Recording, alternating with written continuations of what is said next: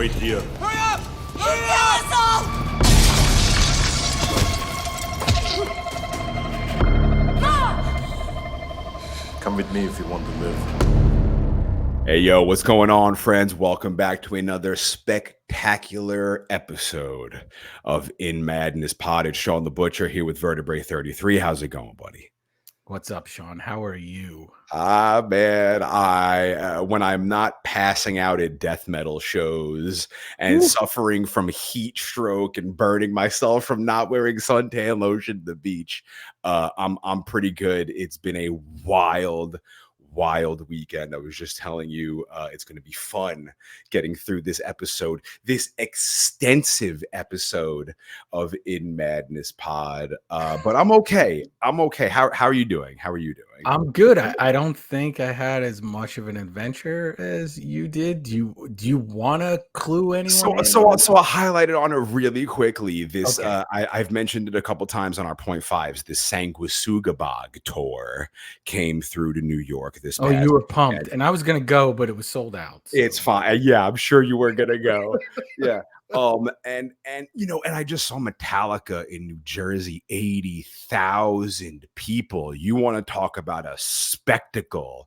It was something to be had. However, in my heart of hearts, I was still way more excited for this 200 cap dive bar Long Island death metal bonanza show that happened. So I was there all day at the venue doing interviews with all the bands. Shout outs to Gates to Hell, Vomit Forth, Dead Body, Sanguisugabog, and Cruelty from Japan. This band flew in from Japan to play at Long Island, New York at the Amityville Music Hall. I did an interview with their frontman Zuma and asked immediately, are there any Godzilla fans in Cruelty? And there were.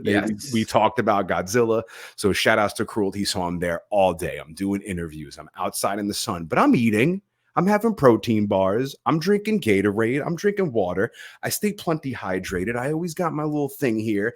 I'm always sipping on my little baby bottle. All right.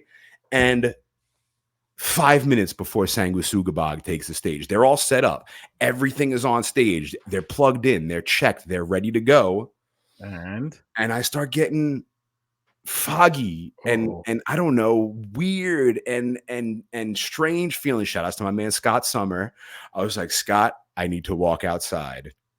And I started walking to the door, and I didn't make it to the door. For the first time in my entire life, I fainted in the middle of the venue in front of everybody, which was so crazy embarrassing. And I remember I felt like I was sleeping. Yeah. And I heard my buddy Scott like, whoa, we need some help here. And I was like, I wonder who Scott's talking about.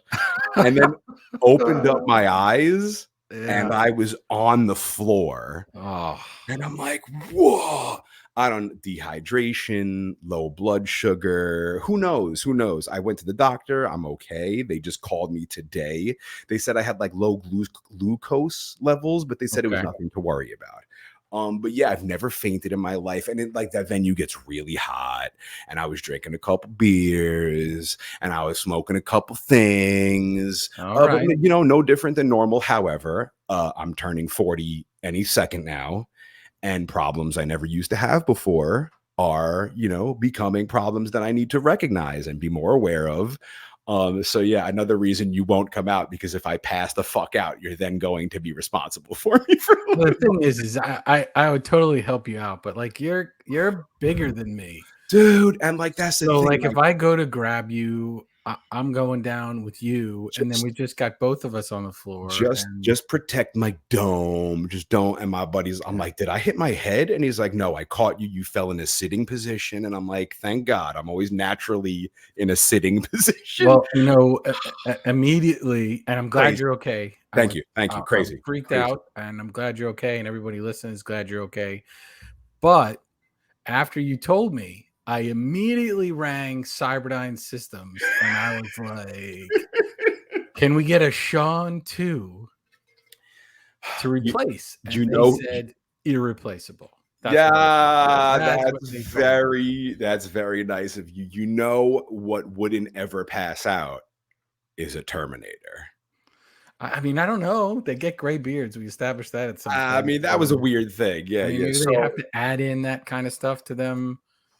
But So enough of my drama. This isn't a 0.5. Thank you for joining us for all the this is, 0.5s. you know what? Maybe use too high of a percentage of your brain. And that's what I was thinking. Like I was sitting there and I was like, what's happening right now? What is going on right now? I thought my brain was going to explode, but luckily I just fell asleep for a quick second. But it was weird. It was weird. But enough of that. Thank you. I'm okay. Did you tell I'm okay. I gotta know though. Did you tell the band? Did they know? No, I don't want. I was so embarrassed, and I was like, dude. Shout out to my man Chris McCarthy, who works the door at Amityville Music Hall, because like he's the bouncer and he's my buddy. And when you get dragged out of a club, they don't let you back in because like you've had enough. You're not having any more. I have been waiting for months to see Sanguisugabogg, and I passed out right before them. So when I came to, I was like, I have to get back in the venue to watch 3 or 4 of these guys. Commitment, folks. That's commitment. I had to. They were so good. Shout outs to Sanguisugabogg, one of the best death metal bands ever. But shout outs to everybody who looked out for me. Shout outs to Muncie. Shout outs to Scott Summer. Shout outs to my man Chris McCarthy and the whole crew at Amityville Music Hall. Brought me waters, brought me everything, brought me all this. But we've gone 6 minutes into my bullshit. I've had enough of talking about this. It's okay. Crap. People want to know about it. Thank you. I'm all right. I went to the doctor. We are on the socials at In Madness Pod. We are on Threads. We are at Gmail if you want to contact us. inmadnesspod@gmail.com. Subscribe to the YouTube. Subscribe to the In Madness Spotify playlist. I keep adding songs. We got the Terminator theme. We got Johnny Booth. We got The Witch. We got the Ronettes. We got all this crazy music. I mean, I think at this point you got to add say it for me, Shawn. Sanguisugabogg. Yeah. You got to add that song. I will put my favorite Sanguisugabogg song on there. We want to hear from you. What I'm loving is In Madness Monday. Monday is the worst day of the week. I don't care who you are, what you do. Monday sucks always. However, there's nothing better than waking up every Monday morning now and having a brand new episode of In Madness Pod. This is for my own personal preference, but if you agree with me, I'd like to hear it on the socials. I love In Madness Monday. We didn't think it was going to happen like this, but I feel like this is a phenomenal idea we've had to drop a brand new episode, not bi-weekly, now weekly, every single Monday. And it starts early for me because I stay up past midnight to make sure the episode's dropped correctly. What day is it? Typo. What year? So yeah, my Monday starts, like 12:30. So since we're 8 minutes into this, let's do this episode. What episode vertebrae are we doing for episode 16? Episode 16. Amazing. In Madness Pod. And we're doing T2. If you haven't guessed from all our right on the nose hints, Terminator 2, released July 3rd, 1991. All right. Director James Cameron. Our buddy's back at it again. Shawn called him. He's not coming on the podcast anytime soon. So we get Arnold back as the Terminator, Linda Hamilton as Sarah Connor, introducing Edward Furlong as John Connor. We get Earl Bowen back as Dr. Silberman. So we get our Loomis back, and we do get another Halloween reference in this movie. And we get Robert Patrick as the T-1000. And we're going to do I'm going to do a quick aside on Robert Patrick because you know this already. Probably everybody already knows this, but you have to say it out loud or people don't think you know what you're talking about. The older brother of Richard Patrick from the band Filter. Their big hit song, Shawn, was Hey Man, Nice Shot. Absolutely. And the song is based on Pennsylvania treasure who shot himself on live TV January 22nd, 1987. He held a press conference and he was found guilty of 11 counts of conspiracy, mail fraud, and perjury, accepting a bribe from, and we'll put a pin in this, Computer Technology Associates. I'm going to bring it back around for a contract. Okay. The sad thing is, and I didn't realize this in doing the research, is that there was a documentary that came out called Honest Man, The Life of Bud Dwyer. And it actually goes into one of the witnesses admits that he lied And so the story was made up. So he may have not been guilty and just been that difficult to sort of face everything with his family and drag everybody through it.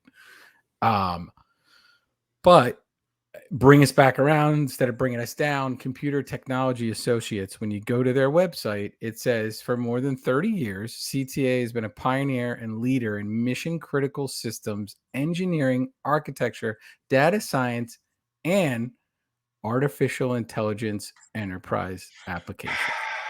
So we go all the way back around. Wow. I brought us back, at least, Shawn. I dug us into a hole, but you can't at least acknowledge, you have to acknowledge he was the brother of, I think he was the singer of Filter, right? Richard Patrick. You have to acknowledge that. The soundtrack, Brad Fidel, back again. The novelization, because there is a novelization of this. And some people love when I point that out, is Randall Frakes, who also wrote the Terminator novelization.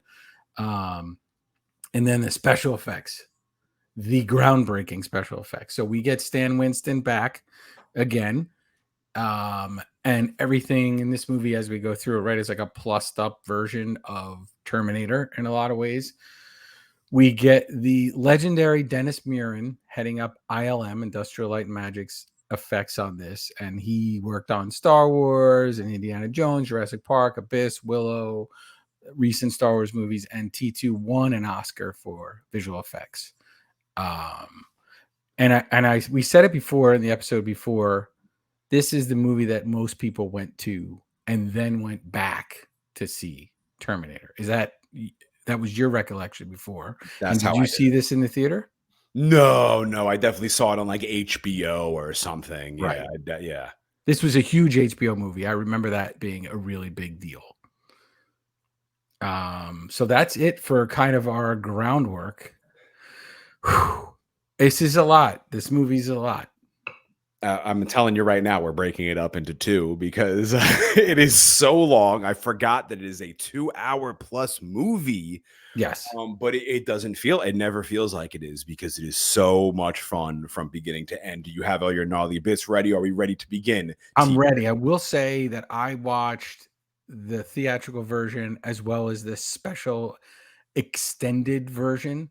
And when we get to a few parts where there's that extended stuff in it, which version did you watch? The regular, whichever one was on Netflix, I think. Right. So I bought like the 4K and watched it. And then there was like, oh, the special extended. And there were some scenes in there where I was like, whoa, okay. This is weird. This changes things a lot. So I made sure I made a note because I was like, I'm going to get really lost because Shawn's going to be talking about something. And I'm going to be like, hey, what about that part where, so I try to go back and make a note on any of the extended scenes. So this is it, episode 16 in Madness Pod, Terminator 2 Judgment Day, our very first sequel to an episode. We have not wrapped an episode and followed it up with the movie's sequel ever. I'm glad that Terminator and Terminator 2 are our very first ones. The movie opens, we see traffic, we see people, kids, playing happily on a swing set while this haunting music plays in the background. Then the clip cuts to total destruction. A skeleton sitting in the driver's seat of a car. Behind it, there's a gang of other completely destroyed cars, a highway overpass, cars on it half destroyed. This is Los Angeles, 2029. So once again, 6 years from now, we see a children's playground. It is wiped out. It is destroyed. And we hear a female voice, our hero, Sarah Connor. 3 billion human lives ended on August 29th, 1997. The survivors called the war Judgment Day. They lived only to face a new nightmare, the war against the machines. Sick. That clip right there is used at the end of Hunter Killer, which I recently added to the In Madness playlist from Fear Factory, which is Fear Factory, if you didn't listen to our previous Terminator episode, like based their entire idea of the band around these Terminator movies. And Hunter Killer was referenced in Terminator 1, so I added it to the In Madness playlist, and that clip of her saying the war against the machines is in that song, Hunter Killer. So make sure you check that out on the In Madness playlist. But while Sarah's giving this dialogue, the camera is panning across all this destruction. Piles of human skulls everywhere. And then a skull gets crushed by a foot. A foot of a Terminator. Dun, dun, dun. And we get all this cool model work here too, right? Much like in the original, we get a more elaborate version of this. The novelization notes that this takes place July 11th, 2029. So we get a specific date. Did she say that in the beginning? July 11th? No, she said August 29th. Yeah. 1997. Yeah, so I don't know. My notes either are wrong or they changed it a little for novelization, which could happen. But I had a July 11th date. But the camera pans up. We see it, the full Terminator exoskeleton in all of its badass glory. It's carrying the plasma rifle that Arnold was looking for in Terminator 1 that he couldn't find from the drunk neighbor from Gremlins. In the background, there's more plasma rifles firing off, explosions, a giant tank rolling over piles of skulls and bones, all this futuristic shit flying around. And then we see our survivors, actual humans battling it out with the machines. The humans seem to be losing badly, but they do manage to get a couple of shots off. We see a Terminator injured, armless on the ground. It's reaching for its missing parts. And then one of the dudes comes with a torpedo or a plasma rifle and starts shooting it.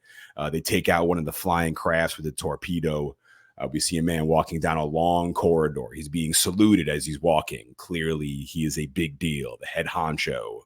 We hear Sarah Connor's voice telling us the computers which controlled the machines, Skynet, sent 2 Terminators back through time. We met in our previous episode, Reese and Arnold. yes. Their mission, destroy the leader of the human resistance, John Connor, my son. We see a grown-ass John Connor amongst all the surviving troops with a big scar on his face, still fighting the battle.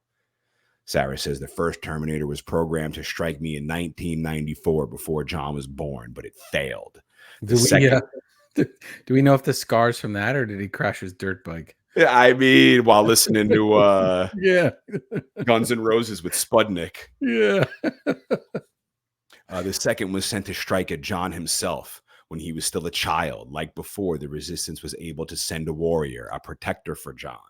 It was just a question of which one would get to him first. Bum, bum, bum, bum, bum. Bum, bum, bum, bum, bum. Our iconic Terminator music kicks in and we get Terminator 2, Judgment Day. The opening credits shot is crazy, like this wall of fire engulfing this children's playground. Yeah, and on the director's commentary, Cameron, it says that they called them the Force, the 4 horsemen of the apocalypse, except he had to clarify that it was a horse, a seahorse, a turtle, and a chipmunk that were burning. So everything is on fire. The swings, the merry-go-round, everything covered in fire. And slowly through the fire, the face of our iconic villain appears, the Terminator robot with those glowing red eyes. The movie begins, a truck drives off, and in between a few other parked trucks, once again, we get our lightning. Oh my God, hang on, really quick. Did you see the lightning a couple of nights ago when it like 3 in the middle of the night? Yeah, dude, at 3 o'clock in the morning, the thunder hit. It shook my entire house. And then I looked outside, and it was strobe light lightning. Yeah. Oh man, this is Judgment Day. The world is totally gonna end. Or it was a lightning storm. Yeah, no, but like I've never seen a lightning storm like that in that was a crazy one. My life. And when people go back and listen to this episode 3 years from now, it's gonna be like no big deal because the planet's gonna be like Jupiter where there's hurricanes and they're like, what are those guys complaining about? A bunch of posers.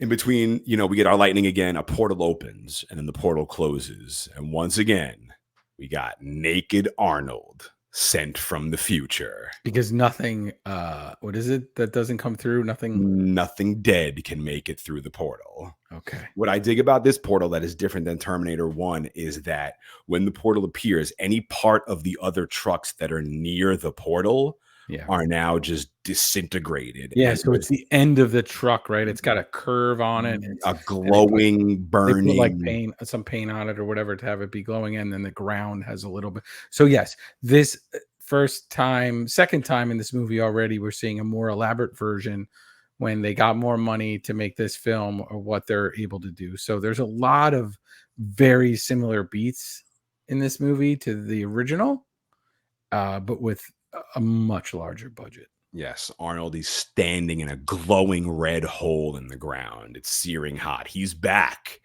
to kill John Connor. Right. You would think. He makes his way to the bar near the truck stop. We see his Terminator vision assessing the outside of the bar, all the motorcycles parked outside. He opens the door and walks in this biker bar butt ass naked. Yeah, and we get real stats this time. So we're clear, the budget is a little more elaborate. So we're getting him scanning vehicles. And then obviously we'll find out what he does when he gets inside, but we're getting real stats now.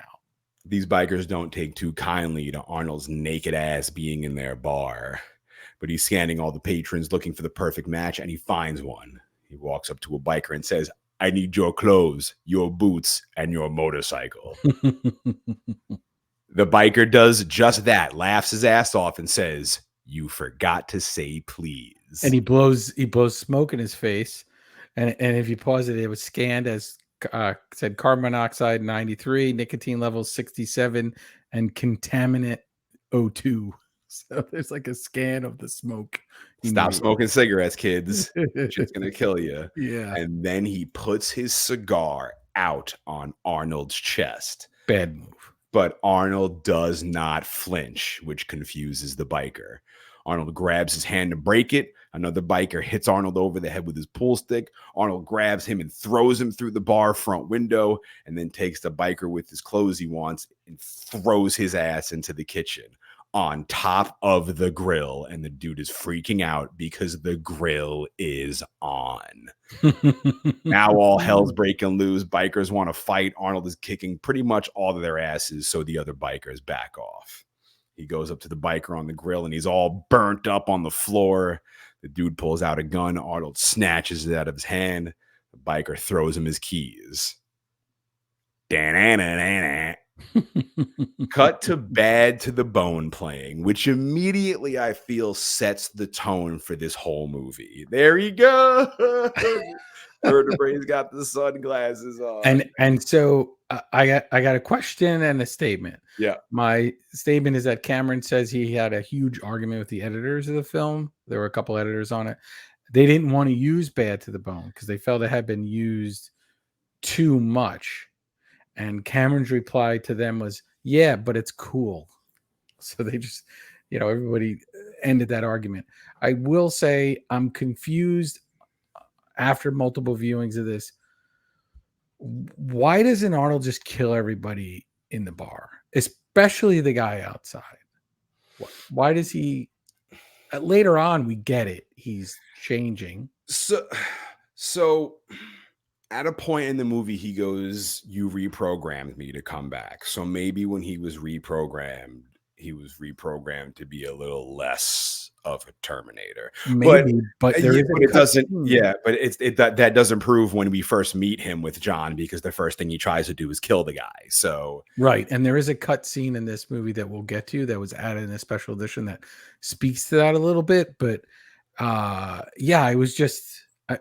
I don't know if that's just we're setting him up for who he's gonna be later on, but it was certainly felt a little bit of a kinder, gentler Terminator. It feels like it's not going to be as goddamn serious as the first movie was immediately from that alone. Right. Out walks Arnold, all black leather. He walks over to the bike, and out comes the bartender. He fires off his shotgun and says, "I can't let you take the boy's wheels, son." Arnold gets off his bike. He walks up to the bartender and snatches the shotgun out of his hands. He slowly backs the guy into a corner. You think he's going to kill him, but he reaches in his pocket and takes out his sunglasses. And like classic Terminator, throwing on his shades. Yeah. He walks back to the bike and tears his ass out of there. And he also, conveniently, there's a spot to put the gun on the bike. Did you notice that? Like it's like perfect. It's all perfect. Happens to be there perfectly. We cut to a cop driving down an alley. We see more lightning. The cop stops his car and gets out to check it. He approaches a fence that clearly just had a portal open near it because there's a wide, gaping open hole with scorched ends, just like the trucks had in the beginning. Very cool. And from behind, here comes a naked Robert Patrick, our other Terminator. He kills the cop, takes his gun and his clothes. He goes in the cop car, finds the computer, types in John Connor, and his whole rap sheet comes up. Yeah, and it comes up. It's trespassing, shoplifting, disturbing the peace, vandalism, current guardians, Todd and Janelle Voigt. And we'll get into them in a minute. And sure enough, his home address. Yeah. Now the hunt is on. Cut to the burbs. We see Mom outside yelling at John, "Get in that room and clean up that pigsty of yours." John's working on his motorbike, wearing his Public Enemy shirt and listening to Guns N' Roses, my hint from the previous episodes. And that is, boy, if nothing says the 90s, the early 90s, more than I'm going to listen to Guns N' Roses while I wear my Public Enemy shirt, then that is... And we promised, we teased this before, right? The Public Enemy, and this was our hint. It was Guns N' Roses and Public Enemy. And I'll get to the Public Enemy one real quick because people are like, well, we already went on 50 tangents, but it's a free podcast. It's so our podcast. Let's deal with it. I saw Public Enemy in concert. Sick. And I saw him in Chicago at the Aragon Ballroom. I should have looked up the date, but I didn't. But it was in the early 90s. And what's crazy about it is it wasn't soon removed from a Jane's Addiction show I saw in Philadelphia, and we could get to that at a later date, that ended in a riot. And I'm in Chicago, and I'm in the Aragon Ballroom. It was Public Enemy and Sonic Youth. Oh, sick. Was the show. Having a great time, and leave there, and there's like an anti-war protest outside, right? And it was just an insane crowd and just a mess going on. And we had to kind of try to sneak our way out, my buddy and I, against the wall of the building as we left. But I got to see Public Enemy and Sonic Youth. I did have a t-shirt, a Public Enemy shirt. I was looking for it. I don't know where it is. I'll admit it. I was bad at throwing t-shirts away back in the day. Now I keep everything like a crazy old man, but I don't know what happened to it. But that's my Public Enemy story. They were fantastic live, and a weird bill with Sonic Youth, by the way. Very strange. Cool. I also did see Public Enemy. They played at Rock the Bells Festival years ago. I think it was Governor's Island or Randall's Island, one of those damn islands. Right. And that was an insane lineup. Cypress Hill, Wu-Tang Clan, and Rage Against the Machine. Sick. Yeah, Public Enemy. Respect to PE. Yes. We'll have to make sure you put a song on the... I'll dump a PE song on In Madness Pod. And I mean, we don't need the Guns N' Roses one on there, do we? I don't think we need the guy. Everyone's heard the Guns N' Roses song a million times. I mean, I don't know. Do you want to sing it for me? Do you? No, I'm good. It's You Could Be Mine, right? Yes. You could be mine, right? Yeah. It was on Use Your Illusion 2. Yeah. Right. So 1 and 2 were released the same time, September 17th, 1991. So this movie comes out in July. That song's in the movie. It's a huge hit. I had mentioned on the tease that the B-side of that single was Civil War, which is a song that I absolutely love still to this day and like it better than You Could Be Mine, but not as fun on a dirt bike when you're riding around on a dirt bike. And I did go. So if I don't mention this, a buddy of mine who listens to podcasts will kill me, but we went at midnight to buy Use Your Illusion 1 and 2. Sick. Yeah. And we drove him. He had, if this is not early 90s, he had some house speakers in the back of his Trooper, and we were blasting music, and we went at midnight to buy Guns N' Roses at maybe like a Tower Records. That's also dating this whole conversation at Tower Records. Use Your Illusion 1 and 2, but a gigantic hit, and getting that song before that album even drops was probably a really big deal for them at this time too. Back in the days, record stores usually would put out albums at midnight. For the youngins listening, I only did it one time. Slipknot, Iowa. Oh, nice. They Oh, said Iowa. they said Wow.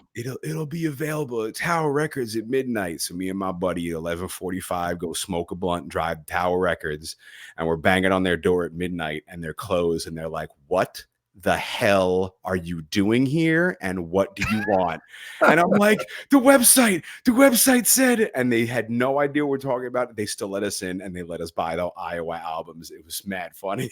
You were the Yeah. only people there asking for I think there was like, I think 2 or 3 people showed up after us, which made us look a little more legit than some psychos just showing up at midnight. Oh man, I guess headquarters didn't clue them in on the Oh midnight man, that release. shit used to happen all the time. So yeah, it's very cool. So he's in his Public Enemy t-shirt, listening to Guns N' Roses, and he's working on his bike with Spudnik from the TV show Salute Your Shorts. Remember that one with Donkey Lips? No. Oh, you don't remember No. Salute Your Shorts? Yes, No. you totally do. No, I do not. Yeah, there was a show on Nickelodeon called Salute Your Shorts, and the redhead kid, who's John Connor's friend in Terminator, was Spudnik on Salute Your Shorts. Great Wow. show. I used to watch it. I have never seen that show. I've never heard of it. Yeah. He was a troublemaker in the show, and he's a troublemaker in this. John ignores his stepmother as she walks away. Spudnik says, "Your foster parents are kind of dicks." So we know John's been adopted.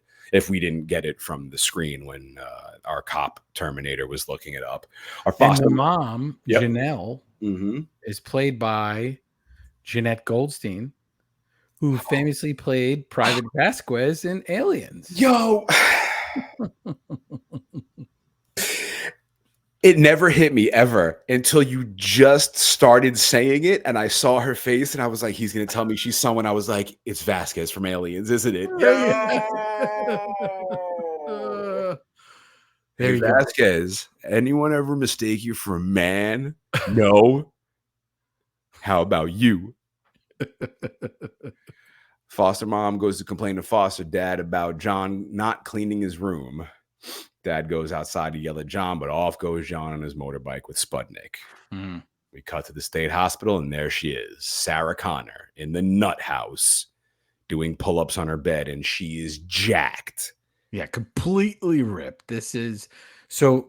I always have a running joke of like anyone in a tank top is just like, hey, Sarah Connor, like just like she's just got completely shredded for this movie.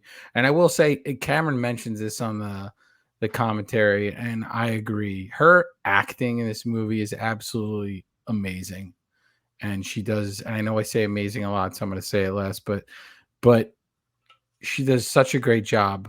But people always, their go-to is the shape that she was in, and yes, she got in phenomenal shape for the movie. But I think that lessens this deep acting that she does in this film. I think this is by far the best thing she's ever done.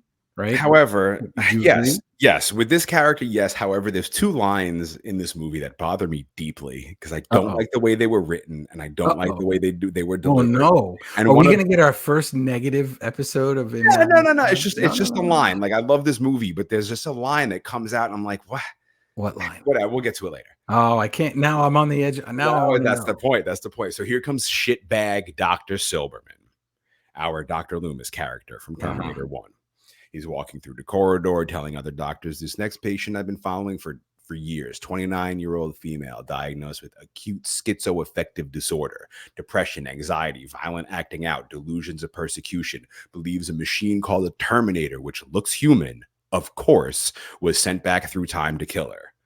All the doctors are amused by this humorous anecdote, these assholes, and that the father of her child was a soldier sent back to protect her. The doctors are baffled by this. Like, you can't be serious. Stupid Dr. Silberman goes, oh, he was from the future too.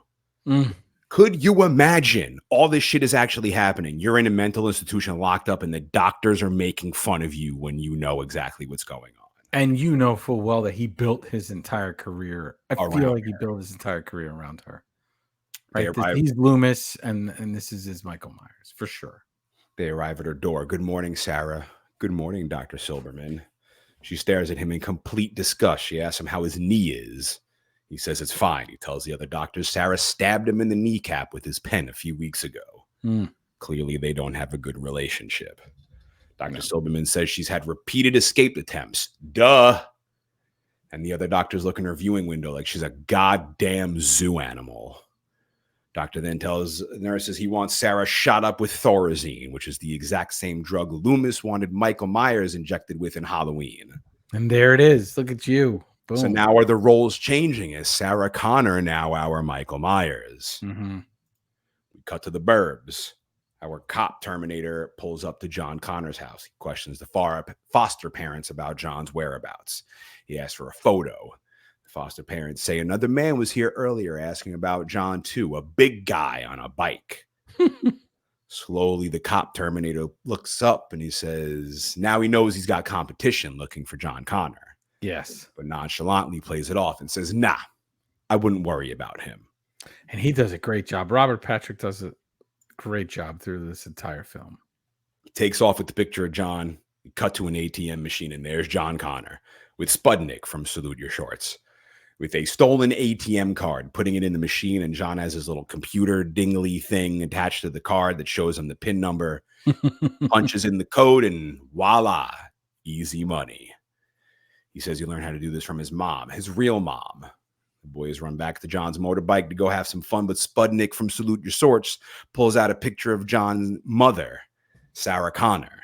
The picture taken by the little Spanish boy at the end of Terminator 1. Sarah Connor. The pic Reese had of the same pic that Reese had of Sarah Connor that got burnt up in the fire. Spudnik from Salute Your Shorts asks if that's John's mom, if she's cool. John grabs the pic, throws it in his book bag, and says, no, she's a complete psycho. That's why she's in a mental institution. She tried to blow up the computer factory, but she got shot and arrested. She's a total loser. What a dumbass. He has no idea what's coming and has totally bought into the hype, like the doctors, that his mom's crazy. Poor Sarah Connor. What a Absolutely. burden. What a And burden. he's a little whiny in this movie too at certain points. Yeah, a little bit here and there. Yeah. Yeah, the boys are off to go spend their stolen cash, but they're spotted by the Arnold Terminator on his motorcycle. We cut to a video of Sarah Connor in the institution. She's watching an old video of herself explaining to Dr. Silberman the dreams she's having, not about dogs this time. Mm-hmm. She's talking about Judgment Day, talking about children looking like burnt paper, not moving. Then the blast wave hits and they fly apart like leaves. And so I have to ask you, because this is where I get very confused. There is an added scene at one point, because there's a theatrical version, then there's an extended cut, then there's like a super extended cut. So you have to help me out. And if I jumped ahead, let me know. But in the cut that I watched, we see the playground and we see her disintegrate to nothing. Mm-hmm. Right? Mm-hmm. You see that later on in this? Mm-hmm. Okay. Okay. There's also, so if I back up, there's an added scene in this with Reese. Mm-hmm. And what did you see that in your version? I think I've seen it a long time ago. I didn't see it in research for right, where she's forced to take meds, and in this disgusting people that work at the facility force her to take these meds, and the guy licks the side of her face. Is that later in this movie? It's coming. All right, so let me stop, because this is where I realized I needed to adjust my notes, because the Reese thing really threw me off, because he's in it and he tells her to get on her feet, soldier, and then he loves her and he delivers a message to her that they're coming for John, and she chases him out of the room, and there's a whole dream sequence of them running down the hallway. Yeah, that wasn't in my version. That was in your extended version. Definitely. Okay, so now I'm back on. I apologize for that. I'm back. No, it's all good. It's all good. This is where I got confused, because it does jump a little bit there. Yeah, that's a little. That's why I think they edited it much better on the Netflix version. It all makes a lot more sense. Yeah. Sort of. Okay, we'll get to that later. Sarah, in the video, she's becoming very upset having this to describe her dream. Dr. Silberman is telling her that these are very common dreams about the end of the world. In the video, she's screaming at him that it's not a dream, it's real. She says she knows the date it happens.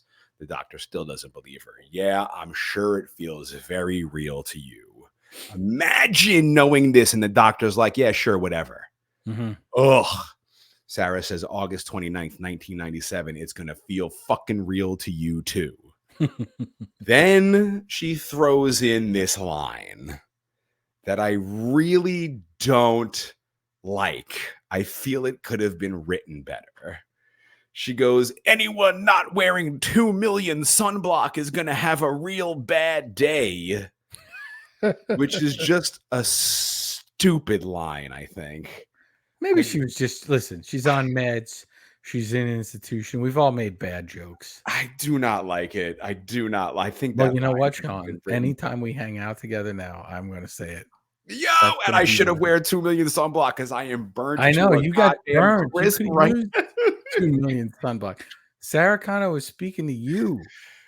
I just thought it was a terrible line. I'm sorry. Everything else she says and does in this movie is absolutely phenomenal. I just, every time I watch this movie, I get like my butthole clenches up because I hate that line so much. Call Cameron and tell But him. it's still a great movie. It doesn't take away from my love. No, for the of movie. course It's just not. another And you're part allowed that to I. have that reaction. It's something to I it. need. It's something It's I a need. pretty absurd line. It's ridiculous. And considering sort of how serious and tough she is in the entire movie, it is a weird ad as a line right I there. feel like they were about to hand in the script and some loser in the back was just like, oh, just put this line in really quick. And then I was like, ugh, well, whatever. It'll happen again later on in the movie. We'll get into it. In the video, she begins going crazy, telling the doc he's dead. Everyone in the room's dead. Everything you see is going to be gone. You're the one living in a dream, Dr. Silberman. She's getting riled the hell up. The other nurses begin surrounding her to restrain her. In the video, she's screaming that it happens. It's real. She knows it's going to happen. Dr. Silberman pauses the video. Him and Sarah are both sitting there watching it. Sarah looks guilty. She tells Doc she's much better now. Tells her attitude. Doc says her attitude's been improving. She says she has a goal. She says Doc said if he saw improvement in 6 months, Sarah could be transferred to minimum security and have visitors. It's been 6 months. She wants to see her son, but Dr. Silberman could care less. I don't think he ever has an intention of ever letting her go. She made him famous. Yep. Tell me more about the Terminator machines. Could you imagine wasting 6 months trying to impress this bastard? And he does not care. He says, now you think the Terminator machines don't exist. She says they don't. She knows that now. But you told me many times you crushed one in a hydraulic press, which she did. We know she did. We saw her do it in Terminator 1. Mm-hmm. She says if I did, there would have been some evidence. They would have found something at the factory. So where the hell did all this goddamn evidence disappear off to? Bum, bum, bum, bum, bum. Doc goes, I see. So you don't think the company covered it up anymore? Sarah says, no. Why would they? Cut to this goddamn high-tech office. Mm-hmm. Bunch of computer nerds working in a lab, of course. This new intern kid is looking for Mr. Dyson. Mr. Dyson is the same dude who plays Keanu Reeves' cop boss in the movie Speed, one of my favorite Keanu movies. Oh, look at you. One of his lines is, don't get dead. Look at you. Great line. Way better than 2 million SPF or whatever the hell she said. This dumb intern kid is not looking where he's going. He's kicking over trash cans. He's talking about tests being done. He says Dyson has to sign for it. Dyson and the intern walk through a series of doors. The intern's like, I know I've been here for a little bit, but do you know where it came from? Dyson says he once asked the company the same question, and their response, don't ask. Dyson walks through the laboratory with all these scientists in hazmat suits. He approaches a vault with a security card. They put their identical keys in and open the vault. Dyson opens a secret compartment in the wall, and out comes a half-destroyed microchip. And next to it, in a glass case, the goddamn exoskeleton hand that was reaching out from the hydraulic press for Sarah Connor in Terminator 1.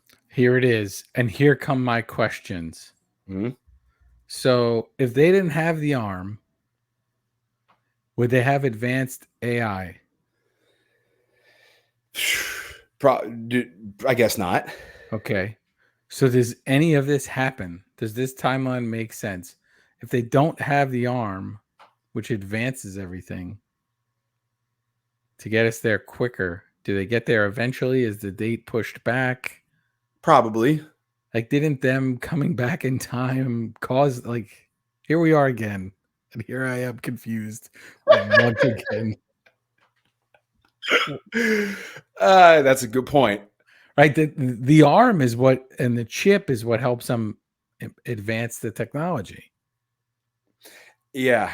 So Yeah. if you remove the chip in the arm, maybe Dyson is just making those fancy vacuums instead. And the world wouldn't get destroyed to a much clearer date like nowadays when it's probably most likely going to get destroyed. Yeah, like, I mean, do they get there? It seems like they wouldn't get there because of the, what happens later on. So, But all of these Terminators coming back essentially caused the termination of mankind. Yeah, where would we? I don't know. We're in a Well, loop. Arnold has a great line later on that's way better than the 2 million SPF sunblock line that I think explains just the world as a whole. And I think would have been the answer to this question you're asking as well. I mean, we get there. I'm sure we get there. Yeah. But as quickly, I don't know. It's crazy. All right, I'm in the time loop. Get me out, Shawn. These sons of bitches, they covered it up. They covered it up. They took these parts. They're working on them, and they got Sarah Connor locked up in a fucking loony bin. Mm-hmm. Dyson staring at this arm like he is going to be the father of the future. We cut back to Sarah and Dr. Silberman. She asks what he thinks, and of course, this bastard says, "I know you're just telling me what I want to hear. I don't believe you. You believe what you're saying, and if I put you in minimum security, you'll just try and escape again." Mm-hmm.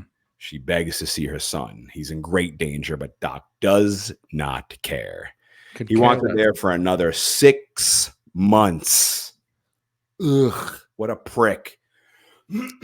Forever until he writes his book about it. That will fail, I'm sure. Yeah. Or sell millions and he'll be a billionaire. Mm-hmm. He begins packing up his stuff to leave, but Sarah's pissed. She lunges at him to choke him.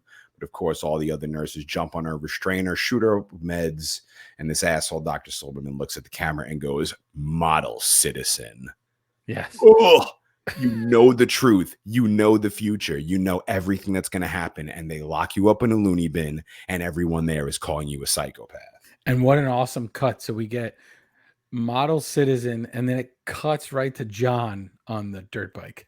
Yep. Right. And Sputnik riding on a motorcycle through okay, so what the hell is it? In California, they got these open underpass tunnels. Yeah, and so there was water in there, and then they stopped the water so they could film in there. Yeah, so I'm a New Yorker. I don't know what the hell that thing is. Whatever it is, it's like an underground tunnel. Right into us and tell us. At In Madness Pod on the socials. Either way, the Arnold Terminator spots John and makes a positive identification, and the chase is on. We cut to Cop Terminator showing kids a pic of John Connor, and they rat his ass out. He went to the Galleria, the mall. They cut to the mall. John Connor and Sputnik from Salute Your Shorts are in an arcade. Cop Terminator and Arnold Terminator are both walking around the mall looking for John. And when Arnold arrives at the mall, he passes a row of bikes, like motorcycles, and one of them looks exactly like Sarah Connor's scooter from the original movie. So I'm pretty sure that they put that there. A little nod to the first one. Yeah. Arnold's got a box of roses. Cop Terminator sees Sputnik and shows him the picture of John Connor and asks if he know him. And smartly, Sputnik's like, "Nah, I don't know him." Right. And he's playing Missile Command. Right. And the Missile Command is you're supposed to save these cities from ballistic missiles. So it's kind of interesting with the rest of everything else we have going on in the movie. He runs over to John and gives him the heads up. The cops are looking for him. So John bails, but Cop Terminator sees him. He begins hunting him down. John's running through the back of the mall. Cop Terminator on one side, Arnold coming down the other side. John runs in Arnold, and in slow motion, this dude drops the box of roses and pulls out a shotgun and cocks it. And we officially get Guns N' Roses in this movie.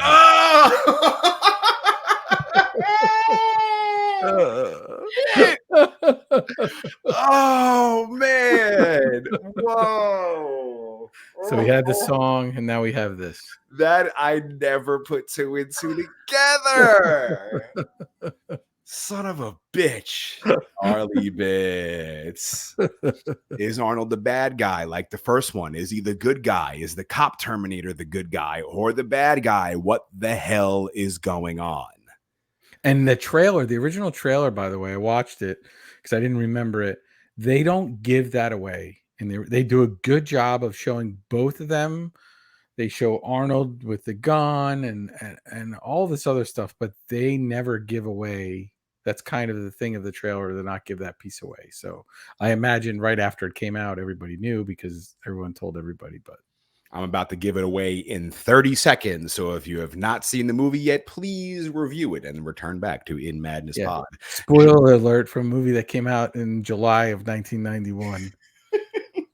John is stuck on one side, cop Terminator walking toward him, pointing a gun. The other side is Arnold pointing his gun. And then Arnold says it. Get down. And shoots cop Terminator. Aw, shit. But then we see this big silver shotgun blast through the cop Terminator. Aw, shit. For the first time ever, Shawn, we get, I'm going to say it, liquid metal. Hey, there'll be lots more of that. Yes. Shout outs to my channel, Liquid Metal. Cop Terminator points his gun at John and empties his entire clip. Arnold grabs John, turns his back so all the bullets deflect off him, protecting John. Arnold is the good guy. Arnold breaks open.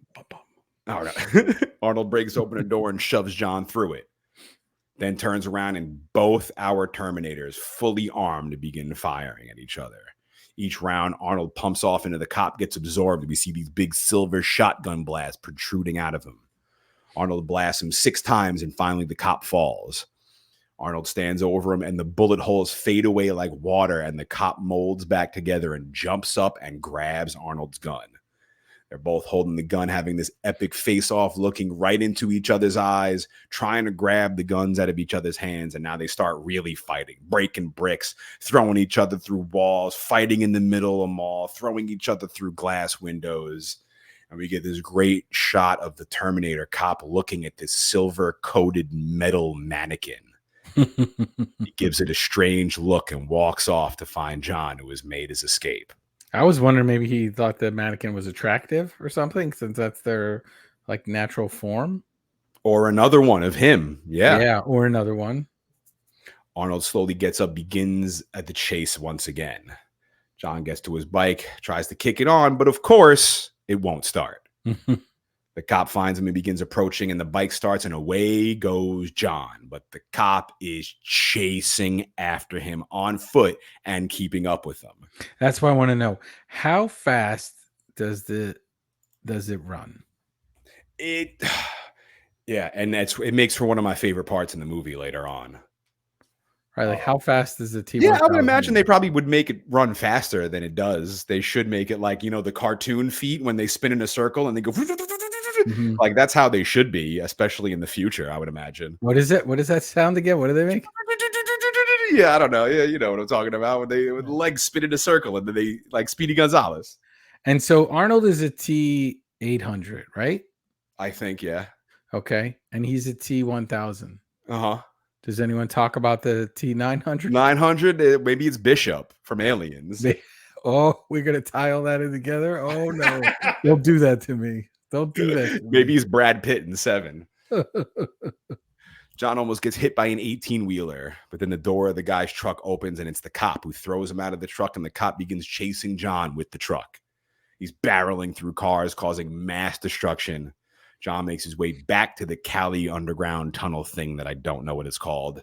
I think it's like an aqueduct or something. Yeah, right? sure. That's what it is. Aqueduct. I should have known that. He thinks he's safe. He stops and looks back, and it's quiet. And then you hear tires screeching. And it's the cop in the truck who drives right off the overpass into the aqueduct where John is, almost destroying the truck, but it does not matter. He will not stop. Finally, Arnold catches up with them and joins the chase, and the cop is on John's ass. Arnold begins shooting at the cop's truck. Another overpass is coming up, and the truck is too big to go through it, but it does anyway, tearing the whole roof off the truck. John thinks he might be safe. He looks back, and sure enough, the cop sticks his head up, and he's still there, chasing John. And this guy could care less, right? He'd be on the, I'm going to make a local reference. He'd be on the Meadowbrook in this truck, and he wouldn't care. He'd peel the whole top back like a tuna can. On the Southern State, the millionth accident on the Southern State. Yeah, he could care less. He begins bumping John's motorcycle with his truck. Arnold will not have it. He jumps his bike from the street he's driving on, and in slow motion down into the aqueduct, we get a nice clear shot of Schwarzenegger's stunt double on the bike.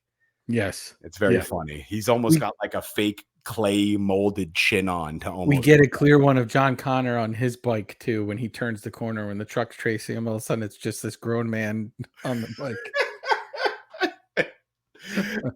The chase continues. Arnold pulls up next to John, and with one arm, he yanks him off his motorbike and onto Arnold's motorcycle. The cop crushes John's bike with his truck. Arnold whips out his shotgun and flipping it to cock it. I love that move when he goes clack, clack. Yeah. Begins shooting out the tires of the truck, and the truck crashes and explodes because it's the 90s. Arnold drives his bike to look. He stops his bike to look back. He waits for the cop. They see nothing and drive away. Then, out of the flames, this silver being walks out, looking like the mannequin in the mall. And as it's walking, it reforms back into the shape and the look of the cop. And that, my friends, is my milking of the alpaca's moment. Okay. Right? The first time we see it come out Wow. and reform.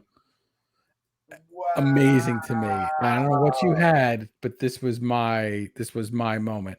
I will say now, recently watching it a lot, gotta ask, okay, so why did the T-1000 come through the portal with no clothes on? I mean, because nothing dead can make it through, right? He makes his own clothes. They form out of his own liquid metal. Yeah, but he had to touch the cop in order to get. Well, he could have just touched somebody before he left. Yeah, maybe I think he wanted to just travel naked. I think maybe it doesn't work on the other side of the portal. Maybe he's got to start fresh on the other side of the portal.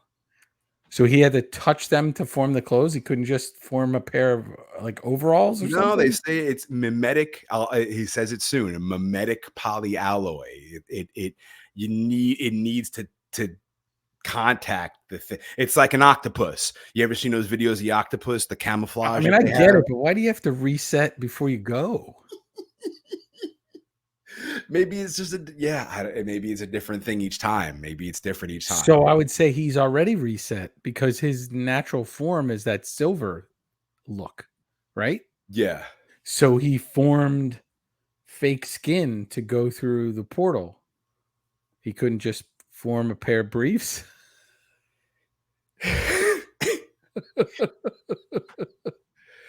I think he knows that he'll get away with more as the cop.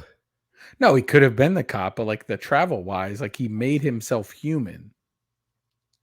Right? Yeah. So he's just the silver mannequin looking thing. I would assume that's their natural state when they're not trying to disguise themselves. Like the Silver Surfer. So he's disguised himself as a human, as a naked human. Maybe. And anatomically, and mind you, in that scene, and Cameron brings it up too. You know, you can see a little bit of Richard Patrick's business in there, and Robert Patrick, not Richard Patrick. That would be a completely different movie.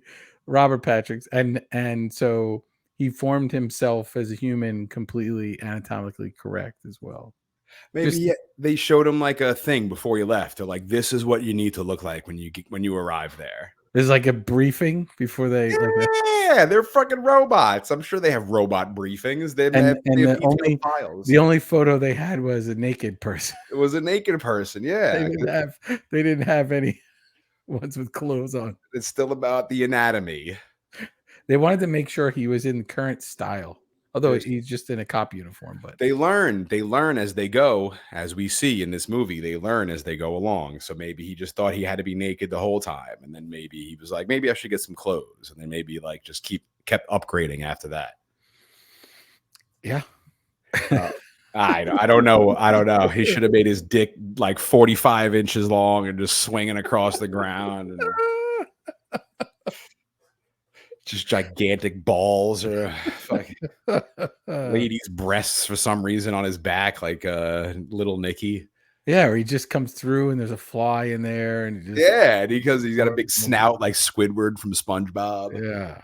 Yeah. Arnold and John are riding the bike, but John has had enough. He's like, "Stop the bike." Arnold does. John hops off and asks Arnold if he's a Terminator. Yes, Cyberdyne Systems Model 101. John looks at Arnold. His back is full of bullets and goes, "Holy shit." He asks if Arnold's a machine, but alive on the outside. He responds saying, "I'm a cybernetic organism, living tissue over metal endoskeleton." John begins poking Arnold's face. "Your mom was right, you dumbass." And John, in all of his 90s glory, goes, "This is intense. Get a grip, John." So cheesy. John says to Arnold, "You're not here to kill me, so what's the deal?" Arnold tells John his mission is to protect him. John asks who sent him. Arnold says, "You did. 35 years from now, you reprogram me to be your protector here in this time." John now trusts him. And why'd they wait so long? Was the battle going well? Just to get away from T-1000 and all. Like 33 years in the future, was it? Oh yeah. Oh, you meant for that for the future him to send him back. Yeah, it was okay for now. It's okay for now. It's 20. Yeah, did they try to fight for a little while and send him back, or did they try to send him back right away? Or maybe Skynet didn't come up with their idea till much later, and maybe he got the drop on him. The boys are back on the bike. John is asking Arnold, "Is the other guy a Terminator like you?" "Not like me. A T-1000. Advanced prototype. More advanced than Arnold. Mimetic polyalloy." John asks, "What the hell does that mean?" Arnold says it. "Channel I've been working on for over a decade. Liquid metal." There you go. Arnold tells John they have to leave the city immediately and avoid the authorities. John wants to go home and get his stuff, but Arnold refuses, saying T-1000 would definitely be there waiting for him. John asks if he's sure, and Arnold goes, "I would." Once again, just like Terminator 1, the boys stop at a payphone. John hates his foster parents, but he feels the need to warn them. He asks Arnold for a quarter, and Arnold punches the payphone, and all the quarters come out. The phone rings, and foster mom picks up the phone. She's cutting up vegetables. She's asking John to come home. She's worried about him. John tells Arnold something's wrong. She's never this nice. And from outside, the dog begins barking. Our warning. If there's anything we've learned on Hidden Madness Pod, the animals always know. And we've also learned something else on In Madness Pod, which we're going to find out from an added scene in a little bit. Okay. John tells Arnold the dog is barking. Foster dad tells mom they got to get rid of that dog, and foster mom looks at dad annoyed, moves the phone to her other ear, reaches out, and we hear this sick sounding noise. John asks Arnold if he thinks T-1000 could already be at the house. Arnold snatches the phone from John and begins speaking in John's voice. Fucking artificial intelligence. Arnold asks John, "What's the dog's name?" And he goes, "Max." In John's voice, Arnold asks foster mom, "What's wrong with Wolfie?" And zooming in on mom's face, smiling, she says, "Wolfie's fine, just fine. Where are you?" Bum, bum, bum, bum, bum. Arnold immediately hangs up the phone and says, "Your foster parents are dead." I love that line. Cut back to foster mom. We see her other arm. It's T-1000. The arm is a huge knife going right through Foster Dad's mouth and the milk box he was drinking. Oh, why do they always drink out of milk cartons in the movie? Who drinks milk like that? But also out of the carton, and it's low-fat milk too. If you notice, that's the thing. If you Who freeze gets it, thirsty and wants a creamy glass of milk? Yeah, I'm sorry if you work for the milk company and are a big In Madness fan, but like with cereal, fine, or coffee for some people who drink hot beverages like psychopaths, fine. But, wait. But milk? Just milk? Let's dial that back a second. You can exclude the milk community if you'd like, but people who drink coffee, Psychopaths. yeah, you can't. That's like 99.9% of our listeners, Shawn. You can't do that. Anyone who drinks coffee is a psychopath. Wow. Coffee is gross. Hot beverages are gross. Oh, come on, man. No, Come ice on. cold water in this cup for me. That's a rough one. Those are some hot controversial takes in 2022.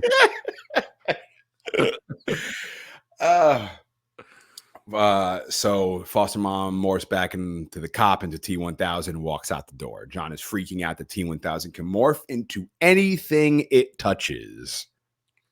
Arnold says not anything. It has to be an object of equal size, and it can form objects like knives and sharp stabbing weapons.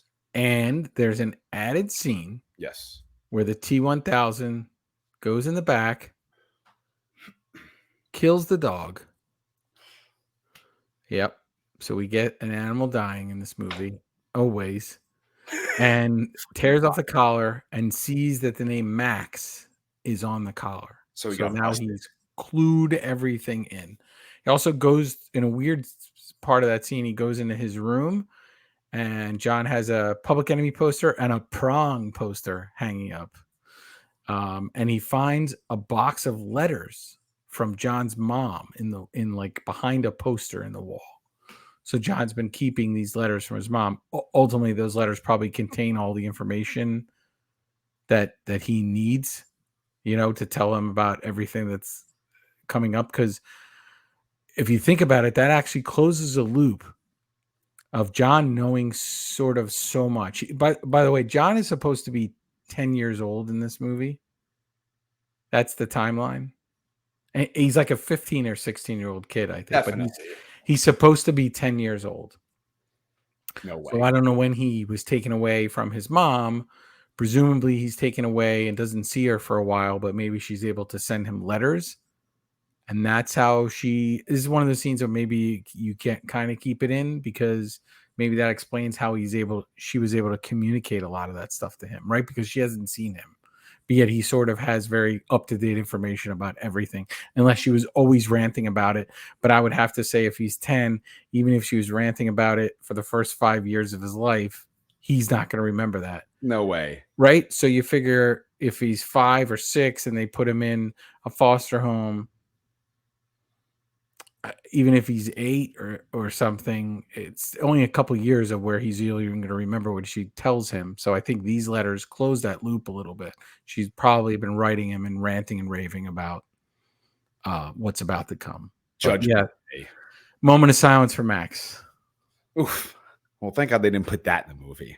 I'll just pretend that never happened. Yeah. We cut to the cops at the mental institution with Sarah Connor, showing her pictures of Arnold Terminator, captured by surveillance in 1984. He killed 17 police officers that night. They show her more pictures of Arnold. These ones were taken at a mall today. Sarah is sitting there stone-faced. Stupid Dr. Silberman is pacing around behind her, but she refuses to answer the cops. They say they know she knows Arnold. Her son is missing. His foster parents are dead. Sarah will not respond. Which is crazy. You're in a mental institution for telling the truth. Everyone thinks you're crazy. Now the cops are there questioning you about what's showing up in real life. Everything you've been saying is true, and I cannot believe the rage and insanity and torture she must be going through. Also, while they're questioning her, there's a couple cups of coffee in that scene. So if you go by Shawn's logic, Psychopaths. the psychopaths are they should all be in the mental institution together. The cops walk away, and Sarah very sneakily, quietly grabs a paper clip. They take her back to her room. We cut to John Connor telling Arnold they spent a lot of time in Nicaragua. He says for a while, Sarah was with this crazy ex-Green Beret guy running guns. He says there were other guys too. She would shack up with anyone she could learn from so she could teach John how to be a great military leader. Then she got arrested. John is super annoyed that his mom was a psycho and everything he grew up learning was bullshit. But now he knows it's all true. She knew and nobody believed her, not even me. That's what I'm talking about. Imagine that insanity. So do you think if we track this timeline just really quick, Silverman's there with her when she's in the institution, but she was arrested and put away. So she gets arrested and he's been keeping tabs on her whereabouts since they met before? Or do they call him because they're like, hey, this is the person that you talked to before? Probably a reference, yeah. Yeah. Like, I wonder, I feel like he was probably tracking her, kind of keeping tabs on her the entire time. Because he knew she was a psych. Well, thought she was a psych. Right, and thought he could build a career off of her. John wants to break his mom out. Arnold refuses. Says T-1000 will copy Sarah Connor and wait for John to make contact. Mm-hmm. John asks what will happen to her. Arnold says termination. John refuses. He wants to go get her, but Arnold won't go. It's not mission priority. He's holding on to John so he won't go anywhere, and John begins screaming for help and says, let me go, and Arnold drops him on his ass. And annoyed, John goes, what the hell did you do that for? And Arnold goes, because you told me to. John goes, you have to do what I say, huh? Arnold says it's one of my mission parameters. John makes him prove it. He tells Arnold to stand on one foot, and he does. John is stoked. He now has his own toy Terminator to play with. While he was screaming for help, some dudes heard him. They walk over to help, but then John tells him to screw off. Some muscle-bound dudes getting into like a Trans Am. Yeah. It looks like every wrestler in the 80s. They get mad. They call him a dipshit. Offended and smiling because of his newly acquired friendship, John tells Arnold first to put his leg down because he still got it up. And then John goes, did you just call me a dipshit? And tells Arnold to grab this guy. Arnold picks the dude up by his hair and guy begins screaming. His friend tries to help him, but Arnold takes the guy's arm, pulls it off his neck, pulls out a gun, cocks it in his face, and John pushes the gun away, but Arnold still fires off a shot. Mm-hmm. John screams at Arnold to put the gun down, and the guys run away. And it's funny the way he puts the gun down, right? He just like quickly places it on the ground, like, oh, I'm in trouble. Yeah, it's really funny. John yells at Arnold for almost killing the guy. Arnold goes, what do you want from me? I'm a Terminator. John lays down the law. He tells him he's no longer a Terminator. You can't just go around killing people. Why? John's like, you just can't. Arnold doesn't understand.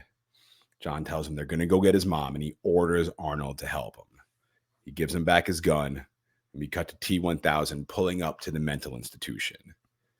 Inside, Sarah Connor is getting strapped to her bed, and this fucking creepy nurse leans in and licks her face.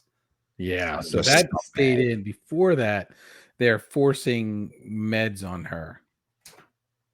And that's how they get her into that bed. They're like, they've got her pinned to the ground, a couple of them, and they're forcing the meds on her. Yeah.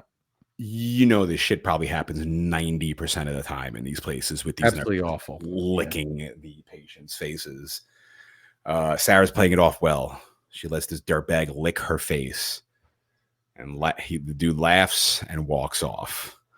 Once he's gone, she spits out the paper clip and begins to free herself. T-1000 walks into the building. He goes up to the lady at the front desk and asks for Sarah Connor. She tells him Sarah Connor. She tells him he's late, but the other cops and Dr. Silberman are walking towards them. She looks back and T-1000 is gone. The night watchman cop inside the psych ward lets out the other cops. He's walking the corridor, out the door, out on the floor, which has these cool black and white boxes on it, like a checkerboard design. Mm-hmm. And in liquid form, the floor begins taking shape into a man, but still has the checkerboard pattern, which is awesome. Very cool. Very cool. I just hope those weren't asbestos tiles. You know it was. That was so cool when they closed down school for a couple days to remove the asbestos tiles. I was like, 3 days off of school? Awesome. Yeah. I love that they only closed it down for 3 days, by the way. Please. Yeah, please. The kids, they're fine. They're fine. They're okay. They're Walk it off. cigarettes. Yeah, smoking 3 cigarettes at a time. Yeah. But then because the night watchman stepped on him, T-1000 has absorbed his traits.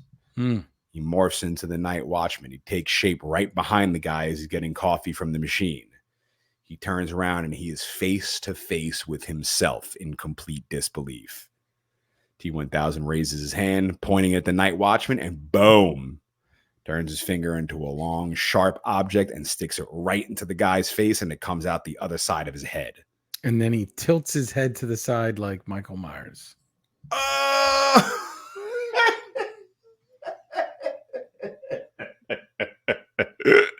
He does. Yes. Yeah. Wow. That can't be an accident. The guy drops his coffee on the floor. That is so cool. And he's dead. T-1000 dumps the guy's body in a storage closet and begins making his way to Sarah Connor's room. All the while, she's picking her room lock with the paperclip. We see the dirtbag nurse who was licking her face walking through the corridor.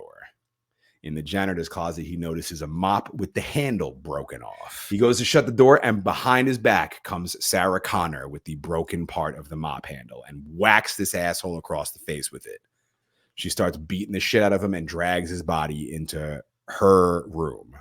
And I think we get that spot of him licking her face so that we're not the least bit sympathetic for him when this happens, right? We make him the worst human being.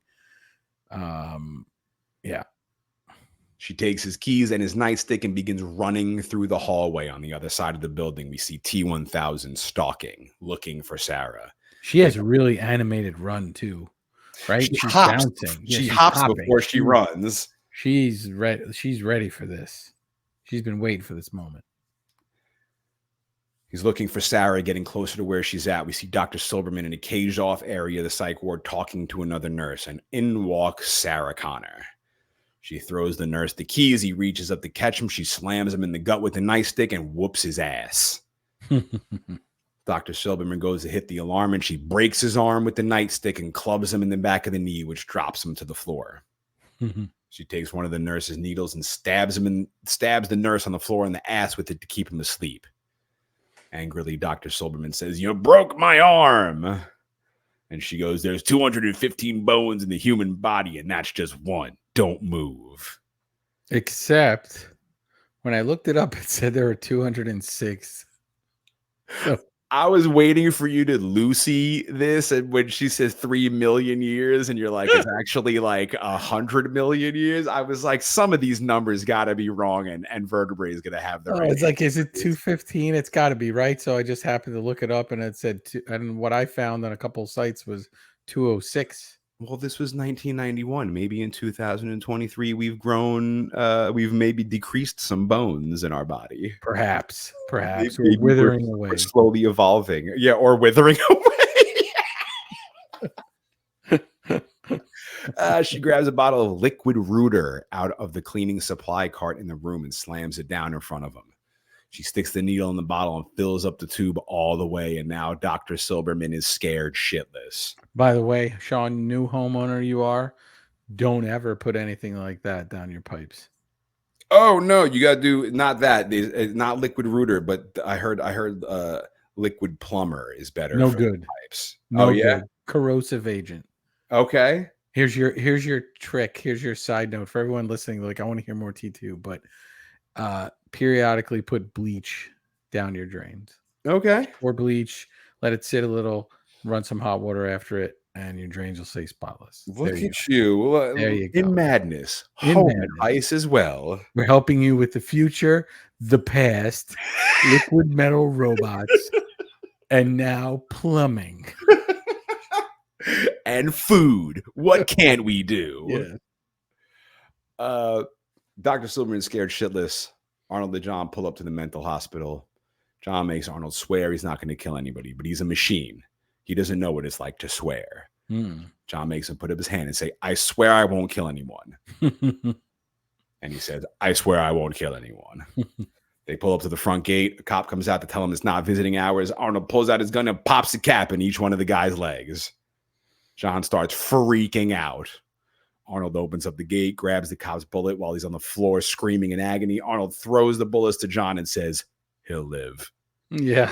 He's just going to give everyone throughout the rest of the film, he's just going to destroy everybody's knees. Whatever works. But he also does it in epic fashion. Cut to Sarah Connor approaching more cops at the exit. But this time she's got a needle full of liquid chemical in Dr. Silberman's neck with her thumb on the plunger. They refuse to open the door. Doc tells them, just open it. They do. She gets them to open the security door on the other side to escape. They do it. And out jumps another nurse who pulls the needle out of Doc's neck. Sarah Connor whoops his ass and makes her run for it. All the other nurses begin chasing her. One of the cops hits the alarms, which alerts T-1000, who then begins following the sound of the alarm towards Sarah Connor. She's running through the halls of the mental hospital, narrowly avoiding being captured by the other nurses. She manages to escape them all, gets to the elevator, the door opens, and out walks Arnold the Terminator. Bum, bum, bum, bum, bum. Sarah stops dead in her tracks and falls to the floor in absolute horror. She cannot believe what she's seeing. He's back to kill her, or so she thinks. She runs away. Out of the elevator comes John. She never saw John. She's running away from Arnold. She gets jumped by the gang of nurses, screaming, he's going to kill us all. John tells Arnold, help her. Arnold, one by one, begins throwing nurses all over the place, into windows, into walls, any way to incapacitate them without killing them. A lady cop comes and whacks Arnold in the face and breaks his sunglasses. Oh, don't do that. Don't do that. Now he's pissed. He grabs her by the face and shoves her and sends her flying back like 20 feet. In total shock, Sarah is staring at Arnold. Finally, John grabs her and begins screaming to her, but she's still in total shock looking at Arnold. Then finally she realizes John is there with Arnold. She is in absolute shock, has no idea what's going on. And Arnold finally says it. Come with me if you want to live. The exact line said by Reese in The Terminator. John tells her it's okay. She gives Arnold her hand, and he helps her off the floor. Imagine if I got it wrong. Right? It's like he finally says it. Fuck you, asshole. Nice night for a walk, eh? Exactly. Oops. Wrong line. It's adorable. Mortal enemies, now teammates. Yeah, here we go. Buddy comedy. And right on time, here comes T-1000. He stops because the gate in front of him is closed and locked shut.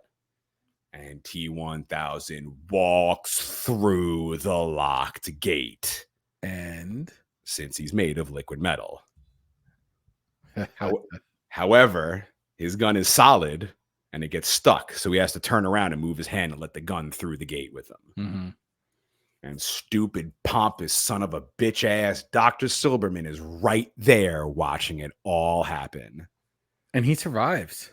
He's got the cap from a needle in his mouth. He was getting ready to stab Sarah with, and upon seeing T-1000 walk through the gate in total shock, the cap drops right out of his mouth. It's amazing. Yeah. Now do you believe, you stupid bastard? Then the guns start going off.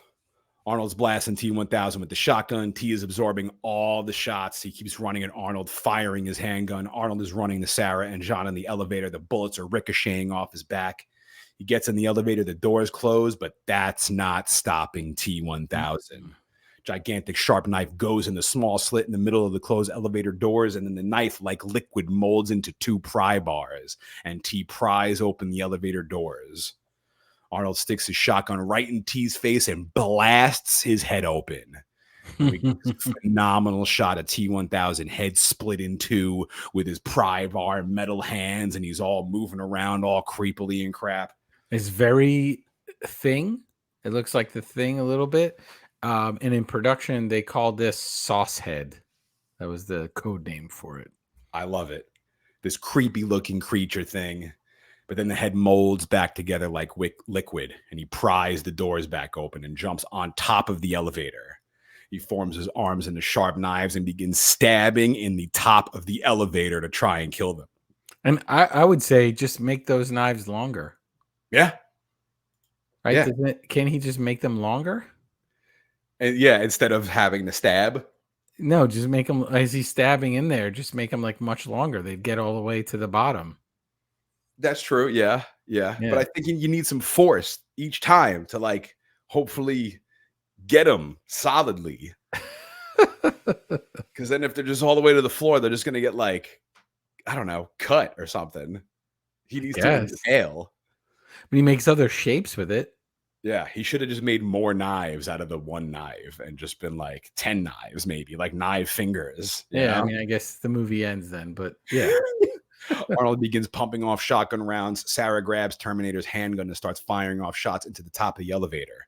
Love to see it. Mortal enemies becoming teammates. One of T-1000's knife arms cuts open Sarah's back. She gets hurt for a minute, but she's built hard as fuck now. She then goes back to reloading her gun. They make it down to the parking garage, and a cop car pulls up. Sarah points her gun at the cop and tells him to get out. Arnold grabs the cop and throws him into a pole and knocks his ass out. Then we see T-1000 in liquid form slipping through one of the big shotgun blast holes in the roof of the elevator. He falls through it like a liquid turd. Then reforms back into liquid human shape and begins chasing after them in the cop car. He is running at them in liquid form. He kind of looks like the Silver Surfer. Right. And how fast can he run? That's what we never know, right?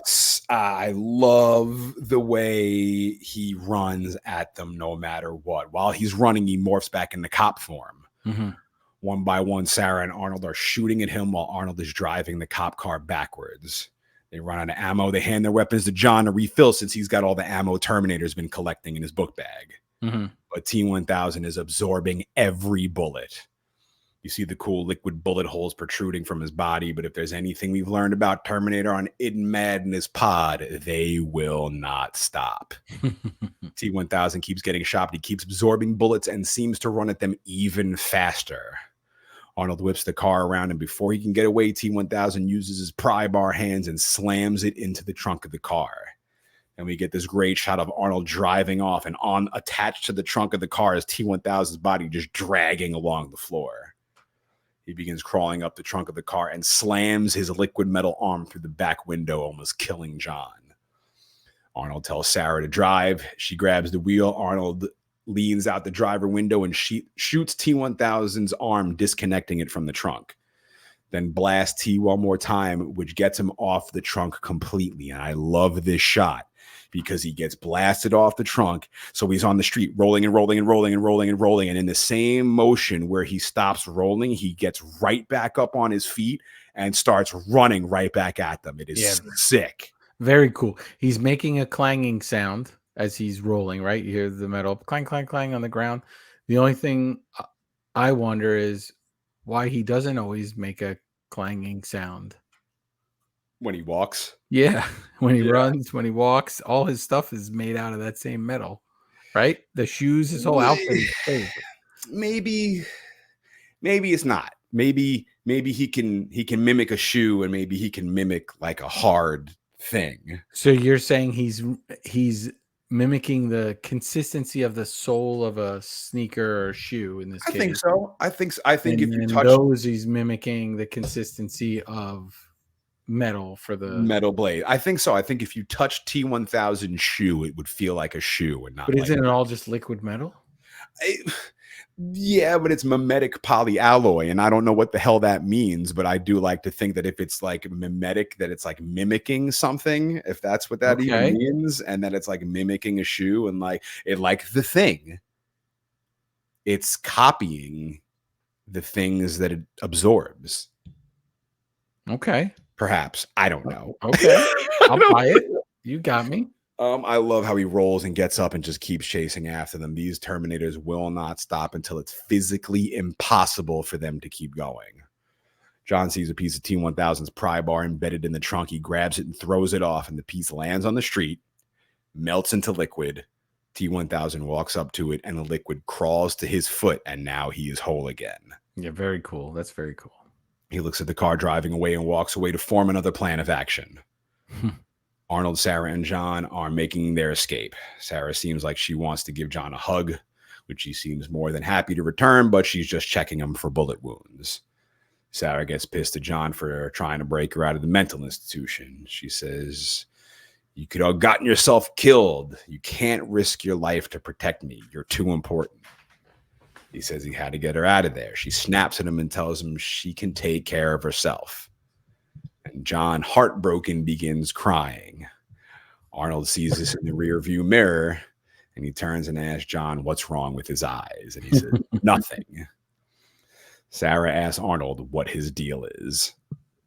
We cut to T-1000 walking back to the mental institution and is approached by a cop on a motorcycle. T-1000 look at the cop creepily and says, "Say, that's a nice bike." And this whole scene with them in the car is weird. Like, the special effects are amazing in this film, but this car scene, if you watch it, the way he's driving and the way it's zigzagging back, it's sort of the most unrealistic scene in the whole, with a movie with all this liquid metal and all these crazy stuff going on. This scene feels very much like they're just on being towed by a trailer and talking while they blow a fan on them. It's a weird, and I think what did it this service for me is watching it in 4K, because sometimes 4K is not great for older movies because it brings some things that you may have been lost in the film grain up to the front.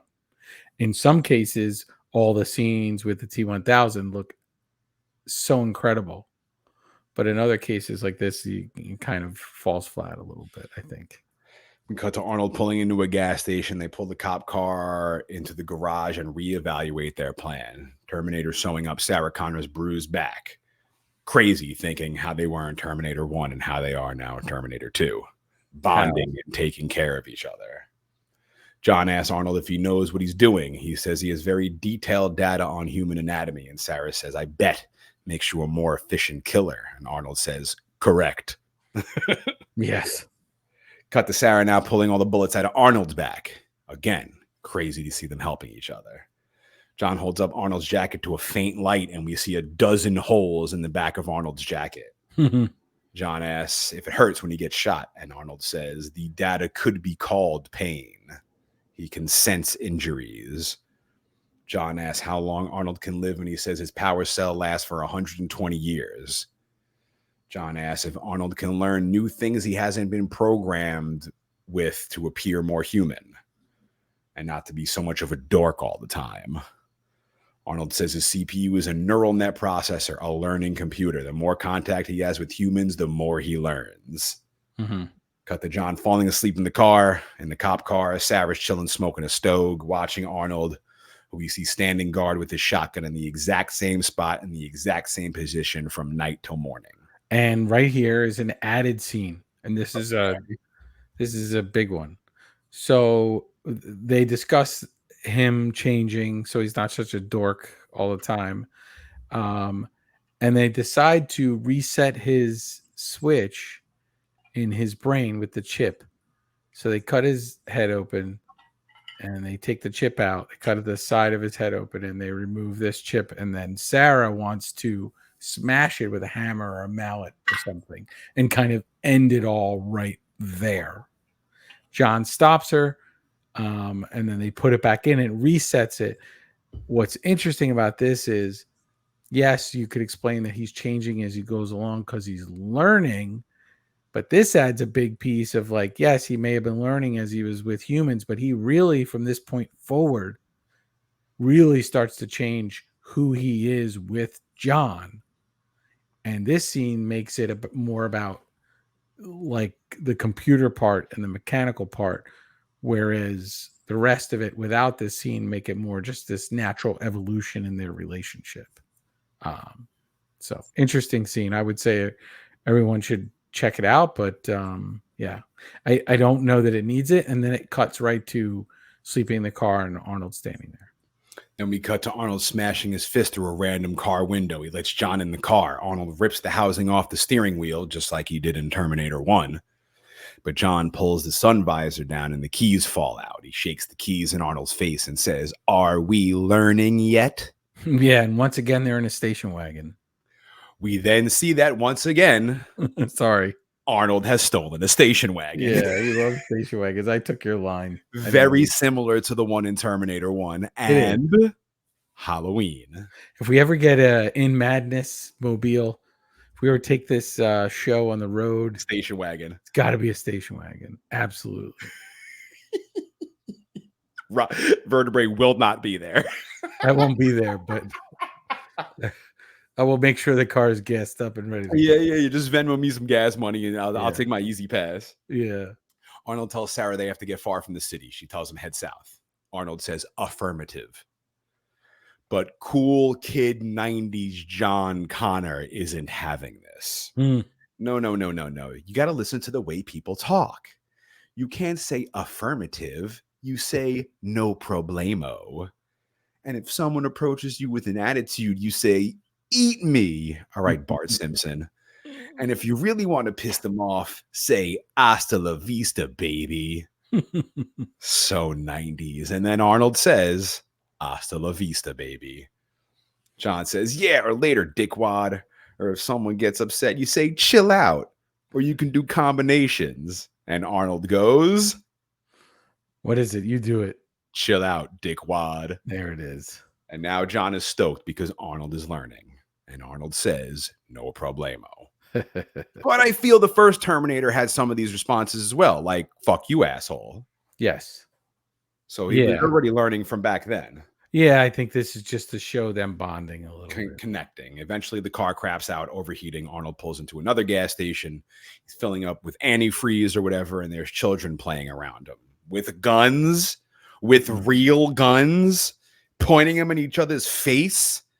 Insane. Some shit you definitely wouldn't see. Are those real guns or just I don't know. They look like real guns. This is definitely. I think they're toy guns. You have to remember that toy guns then, now they have to paint them bright colors.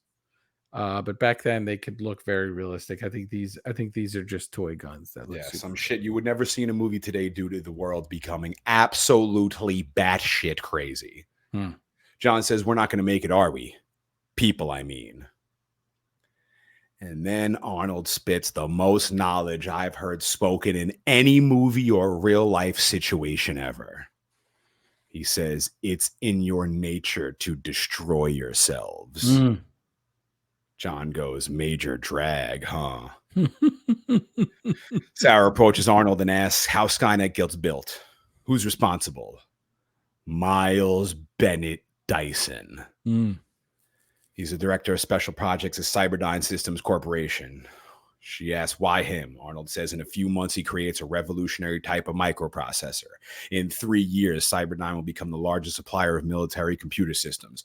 All stealth bombers upgraded with Cyberdyne computers, becoming fully unmanned. After that, they fly with a perfect operational record. They pass a Skynet funding bill. The system goes online August 4th, 1997. Human decisions are removed from strategic defense. Skynet begins learning at a geometric rate. It becomes self-aware. 2:14 a.m. Eastern Time, August 29th. In a panic, they try and pull the plug, but Skynet fights back. It launches its missiles against the targets in Russia because Skynet knows the Russian counterattacks will eliminate its enemies here.